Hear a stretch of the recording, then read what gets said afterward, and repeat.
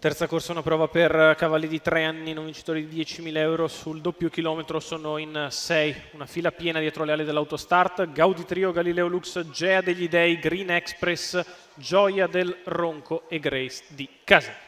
Macchina che accelera, va per il lancio.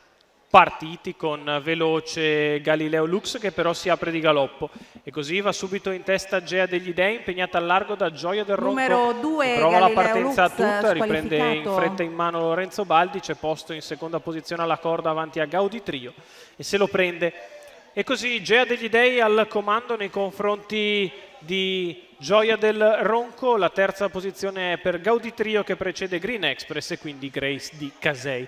15,7 per il lancio da parte della favorita Gea degli Dei che con Marco Stefani, dopo aver preso l'iniziativa, ora guidano a ritmo direi abbastanza tranquillo, passano i 400 metri in 32,1 sul piede dell'1,20 al chilometro e si approccia per la prima volta alla curva di destra. Fila indiana con Gea degli Dei che amministra il vantaggio ottenuto in partenza, Gioia del Ronco che segue in seconda posizione avanti a Gaudi Trio, Green Express e quindi Grace di Casei.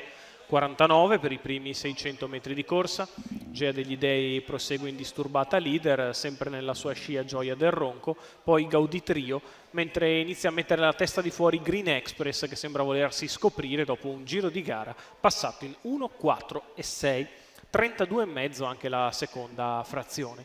Continua ad andare di comodo la Battistrada, una figlia di Nadal Sheba che passa così i primi 1000 metri in 1,21,1.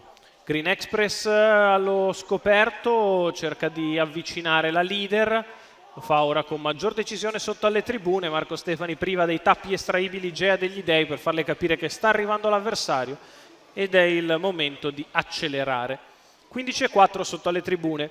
Gea degli Dei in vantaggio, al largo Green Express, Gioia del Ronco in corda, poi Grace di Casei, quindi Gaudi Trio.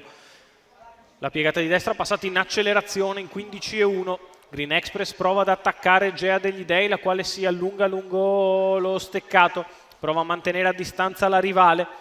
Sulla retta opposta alle tribune Gea degli Dei è sempre in vantaggio, Green Express attacca con decisione, 14,2 la retta di là, Gea degli Dei si mantiene in vantaggio, Green Express continua ad attaccare al suo esterno, poi Grace di Casei che passa terza sul callo di Gioia del Ronco a 250 metri dal palo. Gea degli Dei prova la difesa, Green Express è pressante al suo esterno, i due testa a testa a 150 dalla conclusione, insiste Green Express all'attacco di Gea degli Dei, è passata Green Express, Gea degli Dei prova la difesa interna ma Green Express viene a vincere nei confronti di Gea degli Dei.